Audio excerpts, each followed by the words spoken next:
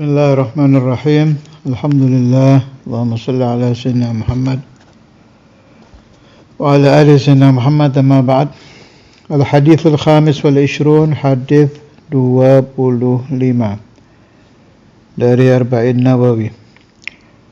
An-Nabi Dzarr radhiyallahu anhu, dari sahabat Abu Dzar radhiyallahu anhu, anna nasan min ashabi Rasulillah sallallahu alaihi wasallam qalu lin-nabi sallallahu alaihi wasallam, anna nasan, sungguhnya orang-orang, min ashabi Rasulillah, dari para sahabat Nabi, mereka bertanya kepada Nabi. Jadi Rasulullah itu menjadi marja', tempat kembalinya para sahabat di dalam menanyakan apapun. Ada satu sahabat saya, almarhum, satu kiai di Jawa Timur, ahli muthala'ah. Waktu saya ke pesantren beliau sedang dalam keadaan terkagum-kagum dengan Nabi Muhammad SAW, karena beliau baru menemukan hadis sahabat tidak bisa tidur, itu tanya kepada Nabi. Ajib enggak itu? Jadi enggak bisa tidur, tanyanya ke Rasulullah SAW dan dijawab oleh Nabi, diberi bacaan. Artinya sampai dalam hal yang harian, urusan kecil, artinya urusan kecil dibanding peperangan, dibanding hal-hal yang menghebohkan kan kecil, tidak bisa tidur itu. Itu yas'aluna Rasulullah sallallahu alaihi wasallam. Begitu juga di hadis ini. Ya Rasulullah, qalu lin Nabi sallallahu alaihi wasallam, ya Rasulullah, wahai Rasulullah, dhahaba ahlud duthuri bil ujur. Pergi orang-orang kaya bil ujur, maksudnya bukan hasud ini ya, apa ya? Ghibtah, ingin bisa seperti sahabat-sahabat yang kaya. Jadi yang bertanya ini sahabat-sahabat yang tidak kaya. Mereka sedang merenung para sahabat Nabi yang kaya-kaya itu kalau sedekah kan dapat pahala banyak. Padahal yusalluna kama nusalli, mereka salat seperti kami salat. Wa yasumuna kama nasum, mereka berpuasa seperti kami berpuasa. Kelebihannya apa? Wa yatasaddaquna bi fuduli amwalihim, mereka bisa bersedekah dengan sisa harta mereka, padahal kami tidak bisa. Madza ajaba Rasul sallallahu alaihi wasallam? Qala awalaysa qad ja'ala Allahu lakum ma tasaddaqun? Asalnya ma tatasaddaqun, apakah Allah tidak menjadikan bagi kalian apa-apa yang kalian bisa bersedekah? Garis bawahi, yang dimaksud sahabat-sahabat yang tidak kaya ini bersedekah bukan dengan harta, tapi mendapatkan pahala sedekah. Saya ulangi, tasaddaqun di sini itu mereka tasaddaqun, mereka mendapatkan pahala sedekah. Inna bikulli tasbihatin sadaqatan, setiap tasbih, bacaan subhanallah yang dibaca memperoleh pahala sedekah. Wa kulli takbiratin sadaqatan, membaca Allahu Akbar mendapat pahala sedekah. Wa kulli tahmidatin sadaqatan, membaca alhamdulillah mendapat pahala sedekah. Wa kulli tahlilatin sadaqah, membaca la ilaha illallah mendapatkan pahala sedekah. Wa amran bil ma'rufi sadaqah, memerintahkan kebaikan memperoleh pahala sedekah. Wa nahyan an munkarin sadaqah, mencegah kemungkaran mendapatkan pahala sedekah. Wa fi bud'i ahadikum sadaqah,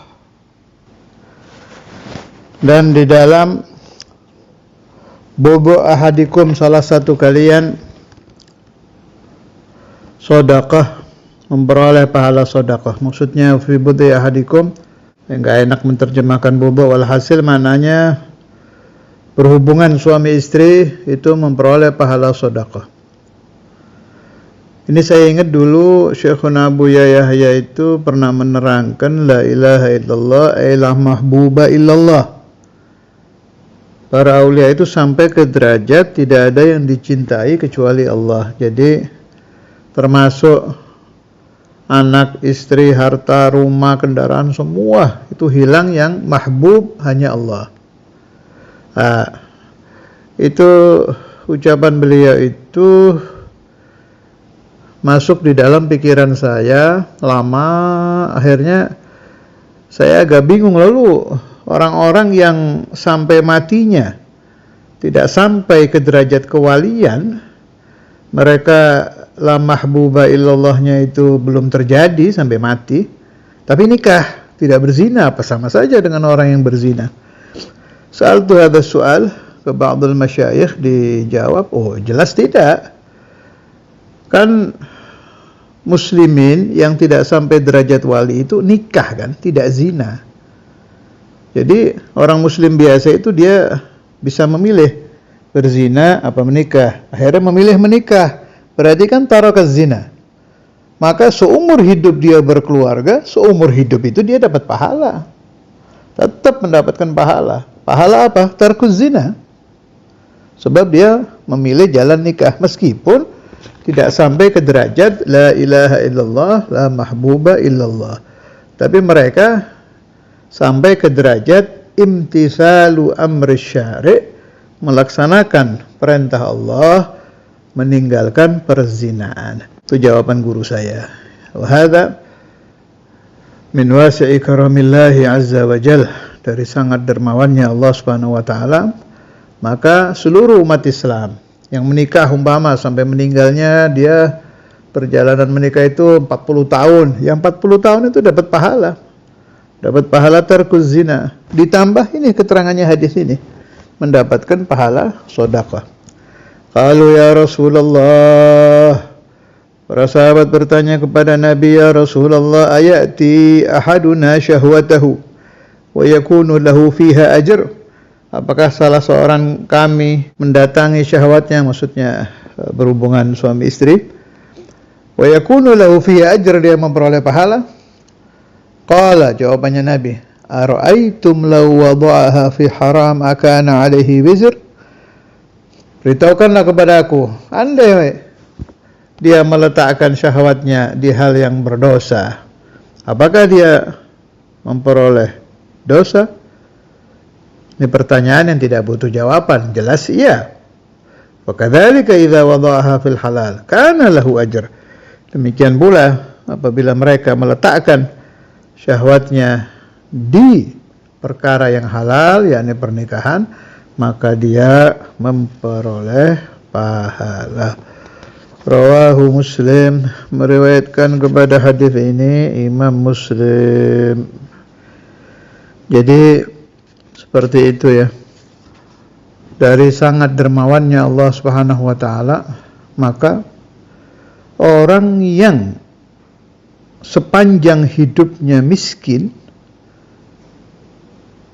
dan dia tidak pernah bersedekah, belum tentu di akhirat dia kalah dengan orang-orang kaya yang setiap hari sedekah. Tapi belum tentu juga orang yang sehidupnya kaya dan ahli sedekah dia akan kalah di akhirat dari orang-orang yang miskin. Alhasil kita musabaqah, yang kaya tiap hari diusahakan untuk bertambah dermawan, yang miskin diusahakan tiap hari menambah sabar, kesabaran, dan menambah tahdid yang diajari oleh Rasulullah SAW. Membaca la ilaha illallah, bertasbih. Kalau bahasa saya masuk thariqah lah. Masuk thariqah, amalkan wirid ini, amalkan dalail, zikir nafas, zikir Naqsyabandi, apa saja diamalkan supaya bisa mengimbangi pahala dermawannya orang-orang yang ditakdirkan Allah Ta'ala menjadi orang-orang kaya. Dan di situ juga kita melihat keadilan Allah, adalatullah azza wa jal. Ternyata pahala sedekah itu ada di mana-mana. Apalagi kalau kita ingat Imam Al-Habr itu, Maulana Imam Al-Habr Al-Qutb Al-Habib Abdul Qadir bin Ahmad bin Faqih, yang dipuji oleh syekhuhu Al-Habib Al-Imam Al-Qutb Muhammad bin Ahmad Al-Mukhbar fi al-qasidah al-masyhurah, wa anfaqa fi ta'limihi al-ilma kasbahu. Al-Imam Al-Habr setiap hari selalu bersedekah, tapi sedekahnya afdhalus shadaqat. Apa? Nashrul ulum asy-syar'iyyah. Beliau selalu mengajarkan ilmu-ilmu syariatu Rasulullah sallallahu alaihi wasallam. Nafa'ana Allah min barakatihi wa barakati khalifatihi, barakati kulli nabiyyin wa malakin wa wali. Wa sallallahu ala sayyidina Maulana Muhammad wa ala alihi wa sahbihi wasallam. Alhamdulillahirabbil alamin.